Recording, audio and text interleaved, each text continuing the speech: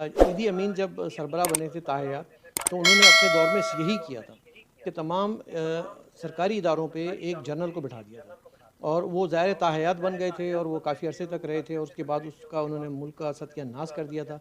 लोगों ने उनको फिर किस तरह से ज़लील करके वहाँ से निकाला और आज वो मुल्क भी अपनी तरक्की की जानिब आगे बढ़ रहा है। आज हम देख रहे हैं बांग्लादेश का 50 पैसे पे उसका टका आ गया है पाकिस्तान के मुकाबले में, वो मुल्क जो कि हमने 1971 में खोया था। जनरल नियाज़ी ने जब वो दस्तखत किए थे सपूत ढाका के वक़्त, उसी के सपूत ख़ानदान के सपूत आज इमरान ख़ान तमाम पोस्टों पे जनरलों को बिठा रहे हैं और इसका फिर एक मरतबा पाकिस्तान उस तबाही के दहाने की तरफ जा रहा है, जहाँ पे बलूचिस्तान में आप देख रहे हैं कि एक तरह की बेचैनी पाई जाती है, फाटा में आप देख रहे हैं कि एक रेजिस्टेंस है, सिंध में जो है वो लहर उठ रही है और कोई ऐसा शोबा बचा नहीं है कि जहाँ पे परेशानी ना हो, लोग आपस में सवाल ना कर रहे हों और फिर एक मज़ाहमत सामने ना आ रही हो। और ये उसी तरफ जा रही है जहाँ पे आप देखते हैं कि अनारकी फैलती है दुनिया में, उन ममालिक में जो कि थर्ड वर्ल्ड कंट्रीज़ एक ज़माने में अफ्रीका में हुआ करते थे।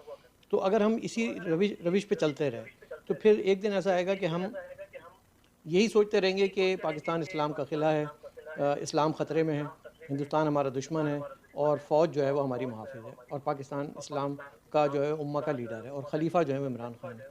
ये वो मंजन है, वो चूरन है जो कि अय्यूब खान बेचते चले आ रहे थे फ़ातिमा जिन्ना के इलेक्शन से लेकर और आज तक हम वो देखते आ रहे हैं। चाहे वो परवेज़ मुशर्रफ हों, जनरल ज़िया-उल हक़ हों, उन्होंने कहा था कि हम एक इस्लामी रियासत बनाएँगे, पाकिस्तान को सही मानों में इस्लाम का क़िला बनाएँगे। वो वही मंजन हमने ज़िया-उल हक़ से सुना, वही मुशर्रफ से सुना, वही जनरल बाजवा आज हमें चूरन बेच रहे हैं। और आज जब हम देखते हैं ईद के दिन जो पैगाम आता है कि कश्मीर हम फ़तह करेंगे, कौन सा कश्मीर फ़तह करेंगे? मुझे आज तक ये समझ में नहीं आया क्योंकि आर्टिकल 370 के एब्रोगेशन के बाद कश्मीर तो चला गया। अब पीओके की बात हो रही है, पीओके में जो है वो जो सोजिश है जो गिलगित बल्तिस्तान में है, अब तो उनकी बातें हो रही हैं। आप तो कश्मीर की बात कर रहे हैं, वो तो चला गया। तो ये जो हिस्टोरिकल मैंने आपको पूरी एक चेन बताई है, इस चेन से आपको महसूस नहीं होता कि पाकिस्तान के अवाम के ज़हन में भी सवाल उभरते होंगे? तारीख़ हमने भी पढ़ी है, तारीख़ उन्होंने भी पढ़ी है कि ये कहाँ पहुँच गए, आज कहाँ खड़ा कर दिया इस कौम को लाके एक क्रिकेटर ने, खेल-खेल में। देखिए देखिए बात ये है कि जिस चूरन की आपने बात की, अब तो वो चूरन भी बिकता नज़र नहीं आ रहा। ये दुरुस्त है कि ये चूरन अरसा दराज से बेच रहे हैं और इसी मंजन से आज तक ये अपने जो है ना दांत चमका रहे थे, लेकिन अब वो दांतों की चमक भी गई। वो चूरन जो है उसकी हकीकत भी खुल चुकी है। अभी ईद के मौका पर ही पाकिस्तान के चीफ द आर्मी स्टाफ कमर जवेद बाजवा ईद मनाने के लिए कश्मीर गए थे लाइन ऑफ कंट्रोल के पास, जो जिसको मैं साबका लाइन ऑफ कंट्रोल कहता हूँ। मेरे नज़दीक तो लाइन ऑफ कंट्रोल रही भी नहीं जब से भारत ने आर्टिकल 35A की एब्रोगेशन के बाद यूनियन टेरिटरीज बना दी, तो end of the line of control है। लेकिन चलिए, इनकी टर्मिनोलॉजी के मुताबिक ये लाइन ऑफ कंट्रोल पर गए, इन्होंने अल्लाह अकबर के वहाँ पे जाके नारे भी लगाए, तो वो ठीक है, लोगों को दिखाने के लिए, अपनी आवाम को दिखाने के लिए करें। मगर आप यकीन कीजिए अनी साहब, ट्विटर पर मैंने हज़ारों कमेंट्स पाकिस्तानी अवाम के पढ़े, सुने। उन्होंने कहा कि अंकल जी आप वहाँ पे बॉर्डर पे क्या लेने गए थे, आप इधर अपने घर के मसाइल तो ठीक करें। फिर उन्होंने अंकल जी बाजवा जी ने वहाँ पे कोई ऐसी बात भी की थी कि ये जो भारत की इकानमी है वो अब तबाह हो चुकी है। तो लोगों ने कहा कि आपकी इकानमी क्या आसमान पे पहुंच गई है? जी। लोगों ने यहाँ तक लिखा कि क्या आप अमेरिका से आगे निकल गए हैं? अंकल जी आपका जो आर्मी का इदारा है वो पाकिस्तान खा गया।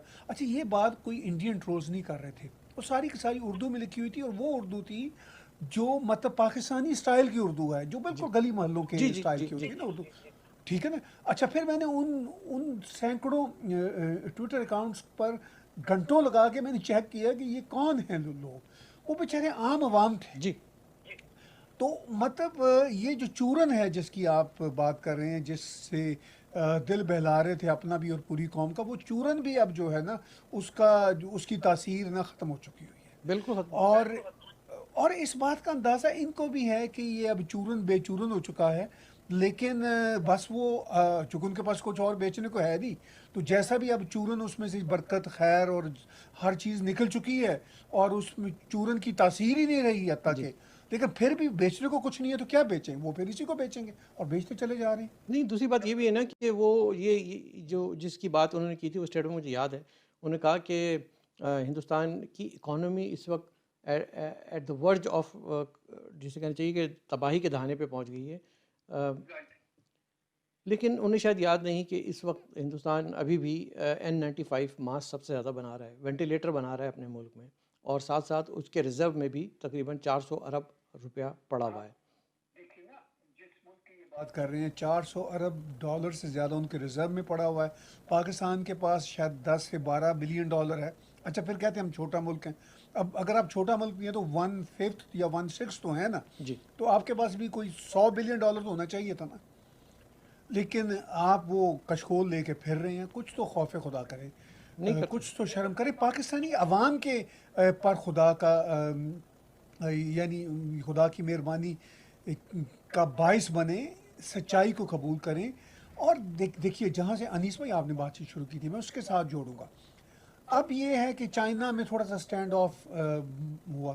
اب یہ نعرے لگا رہے ہیں. تھوڑی سی نیپال کے ساتھ بھارت میں ایک دو وہ ہیٹ ایکسچینج ہوا. اب یہ نعرے لگا رہے ہیں. اچھا بنگلہ دیش کا ذکر کر رہے ہیں. عمران خان اور شاہجہاں قریشی نے اپنی ٹویٹس میں یہی کہا کہ بھارت کے تعلقات اپنے نیبرز بنگلہ دیش، چین اور نیپال کے ساتھ خراب ہو رہے ہیں. تو اس سے بھارت کی ہندوتوا آئیڈیالوجی کا پتہ چلتا ہے. یار ہندوتوا آئیڈیالوجی کو اگر ہے بھی تو چین کو اس سے کیا لینا دینا.